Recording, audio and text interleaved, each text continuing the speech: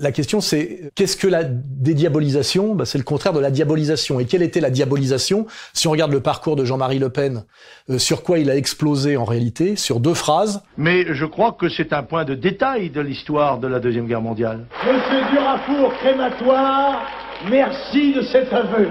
Le point de détail est Durafour crématoire. Donc en fait, la diabolisation, c'est à un moment donné nommer le pouvoir juif, le pouvoir de la communauté, on va dire de la communauté toute puissante que tout le monde a identifiée et qui terrorise tout le monde. Voilà. Donc en réalité, la dédiabolisation, ça voulait dire cesser de montrer du doigt ce pouvoir communautaire exorbitant et injustifiable au nom de la République, de la liberté, de l'égalité et de la fraternité, et pour aller un peu plus loin, pour complaire à ce pouvoir qu'on ne nommait plus, montrer du doigt l'immigré musulman. Je lisais encore ce matin dans une école, une écolière de religion juive qui s'est faite agresser parce qu'elle était juive par des enfants d'origine musulmane, sûrement dans des familles radicalisées ou pas. Ça pose un problème parce que ça se généralise, personne ne dit rien. Alors que, en réalité, le pouvoir qu'on n'a plus le droit de nommer, laisse grande ouverte les vannes de l'immigration. Vous venez du Soudan? Oui, je viens du Soudan. Et où dormez-vous? Je dors dans un parc derrière. Et ça, qu'est-ce que c'est? Ça, c'est pour nous laver et laver nos affaires.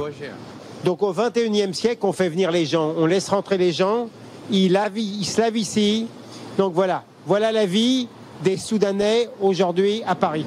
Puisqu'on en est là aujourd'hui, on montre du doigt le musulman, mais on ne renonce pas à l'immigration, et cette immigration est essentiellement musulmane. La dédiabolisation consistait bien à se soumettre en réalité au pouvoir dominant et à l'idéologie dominante actuelle. Est-ce que l'antisémitisme, ce n'est pas le lien entre les islamistes, l'islamisme et l'extrême droite? Non mais, je sais pas, je ne suis pas d'extrême droite. Et par contre, de l'autre côté, le droit, au nom de la lutte contre l'islam radical, à un racisme de fait qui est le racisme, on va dire, anti-maghrébin, c'est-à-dire contre les Français de branche, qui effectivement, par ailleurs, peuvent poser certains problèmes.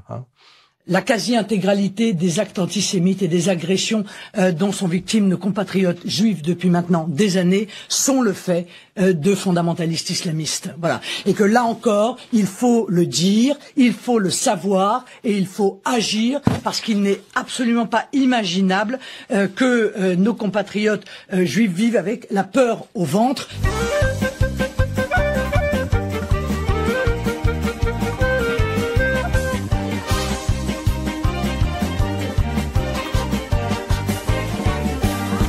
עם ישראל חי, עם ישראל חי, עם ישראל, עם ישראל, עם ישראל חי.